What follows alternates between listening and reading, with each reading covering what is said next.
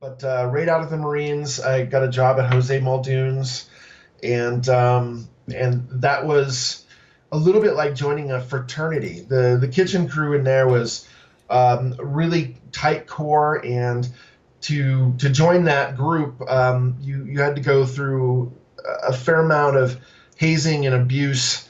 Maybe not, on the to the extent that viewers of Hell's Kitchen or something, any of the Gordon Ramsay shows will experience, but enough so that you learn that you are the low, or you're lower on the totem pole, and that you really have to work and provide proper respect to get the respect that you're looking for yourself. I worked in a small seafood wholesaler that had a fry shop, and that was in Rhode Island when I did a brief stint lobstering with my father. So yeah, I've had plenty of food service experience, but owning a food business is so much more about the business than it is the food. And I mean, obviously, the product there has to be, outstanding, or you're not really going to survive very long. But being kind of a small operation, like I said, you wear so many hats, and I find I spend just as much time on the administration and marketing pieces, and logistics of moving from one place to another, and shopping. Oh, I shop so much. Um, and the food is the part that people who love food and who are cooks, that's the part they really enjoy. So all the other things aren't necessarily a detraction. They're absolutely necessary, but I would rather be chopping vegetables or braising some succulent meat or something, than paying bills. But yeah, the past I've had is varied. I always feel like I could do a lot of different things, and have been able to design my own menus and flyers, and run my own social media with a voice that I feel is particular, and true to the way I actually speak.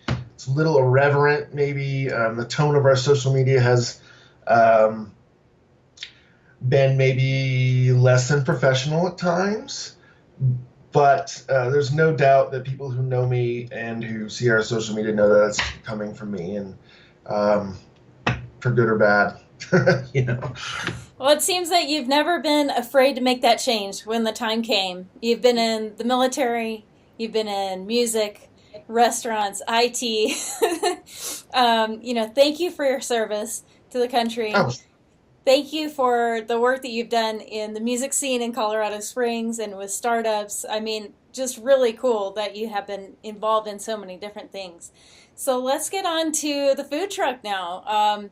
There have been a lot of buzz about food trucks in Colorado Springs, especially a couple of years ago when the food truck hub downtown took off.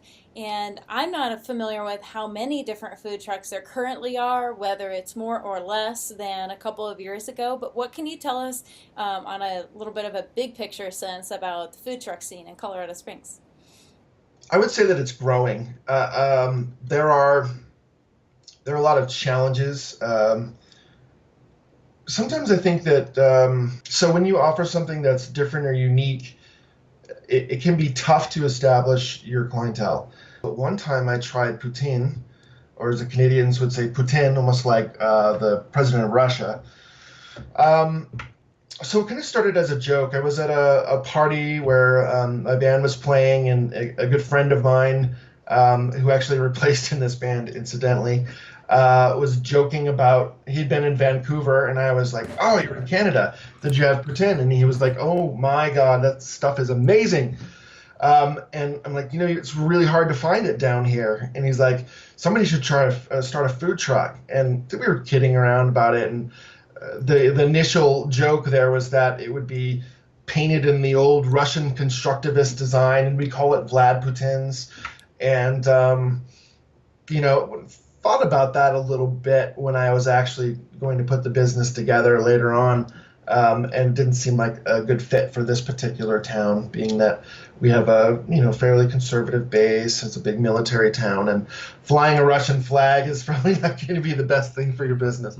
But so yeah, the idea started as a joke. It was this little germ, and I found myself in between work, and at the time I was like, well, if I was going to do this, this is the time. I'm not sure that, before this would have been appealing to me, or, later in the future, it might not be right, but this sounds like the right time. And so I cashed out my retirement to get all the capital needed to purchase the equipment and get the licensure and inspected and all of that, and start developing the product. I worked with a close friend of mine who's a veteran of the fine dining scene here in town, hired him as my chef de cuisine, and he and I went about developing the menus and the sauces, most of which that we still use today. And so it was grateful to have somebody else with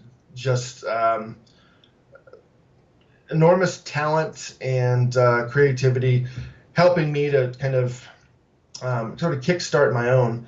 And so it started just with a simple idea that I kind of blew off as a joke, but after I thought about it more and more, it became less funny and more, it seemed like a critical time in my life to do something that was a challenge that I had never been able to do before.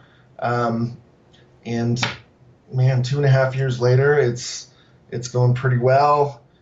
And, I just feel so fortunate to be supported by this community. Your truck's been such a hit. I know everybody knows what it is. Listeners, thank you for tuning in to Central Colorado Springs Advice Givers Podcast. If you have a question, email me at lauren@centralcoloradosprings.advicegivers.com. That is lauren@centralcoloradosprings.advicegivers.com. Go to iTunes, leave us a review, and leave us some feedback. This is a conversation. We do want to hear from you. Please tell us what you think. Subscribe on iTunes. That'll help us reach more people so that all together we can keep making Colorado Springs better. Thank you for tuning in.